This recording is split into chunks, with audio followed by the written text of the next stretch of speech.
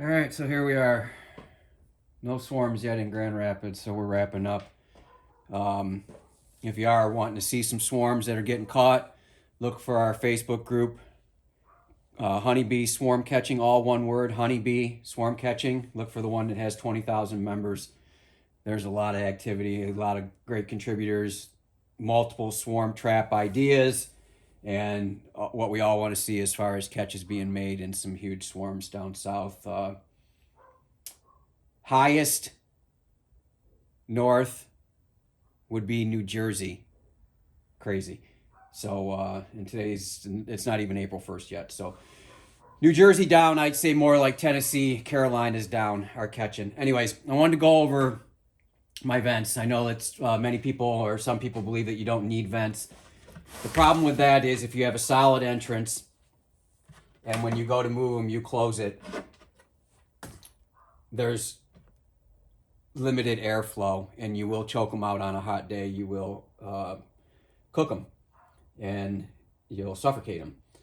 So I use vents and I also use a solid entrance. Even if you have a disc entrance, okay, so you can turn the disc and you're still venting, you have the vent here at the entrance.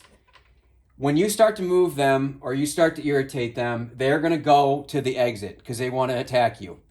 And they're going to pile up at this entrance and they're going to plug that vent.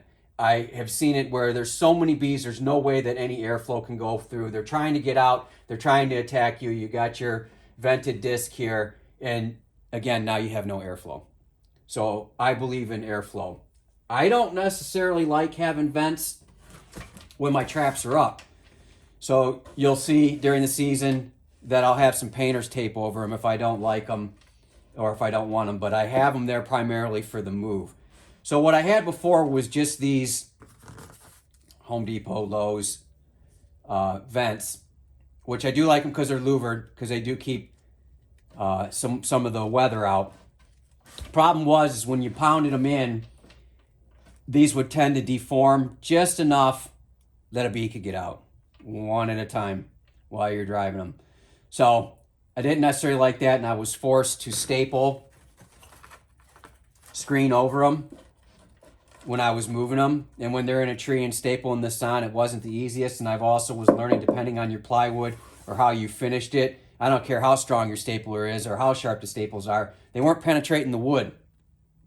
And they weren't on there well. Look like crap. I don't like them looking like crap.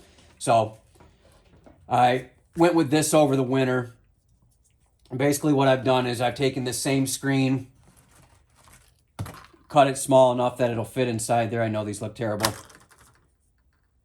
Originally I went with some tape, but I felt that still could pop out and still allow bees to escape. Well, the other thing that was happening with these is that bees were actually, if they weren't able to escape, they were getting stuck in here. Their heads were getting stuck and they were dying. So I didn't like that.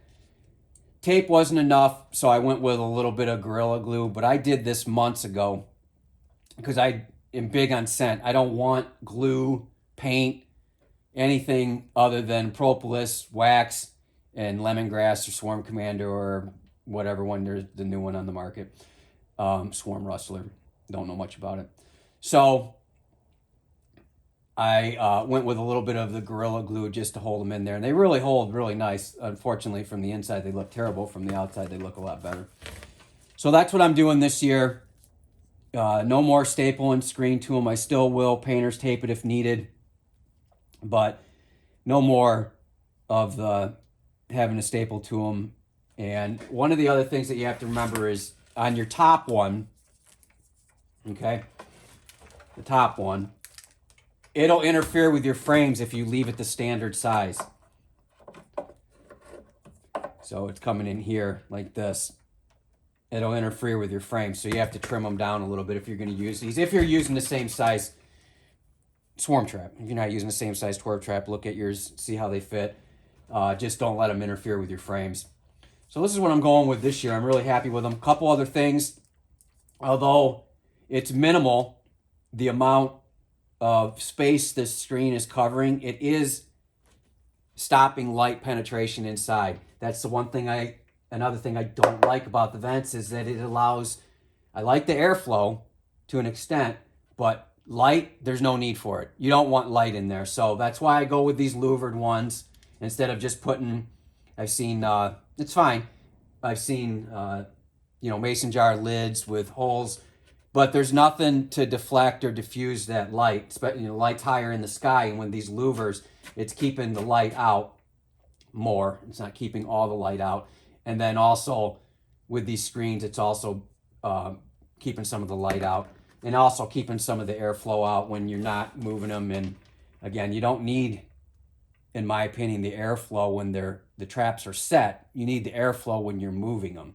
I move them 20 some miles, can be over a half hour, super muggy, even here in Michigan at night, and they will cook. So this is what I'm going with this year. I don't like the way they look, but you can't see them from the outside. But I do like the way they function, and we're going to go with them. Also, one of the other things you got to remember with these, as they get sunlight on them and as they go through the years, these will start to break. If they start to break and you don't have something in the inside, then it's just another entrance, and they will start to get out when you don't want them to. So anyways, hopefully this will work well, and hopefully I'll be done playing with vents for a while. And I hope your bees are well. I hope you're catching if you're down south. I hope you're ready to start catching if you're up north. Get those traps done, get them hung. If you want to see the activity this year, please like and subscribe. Thank you.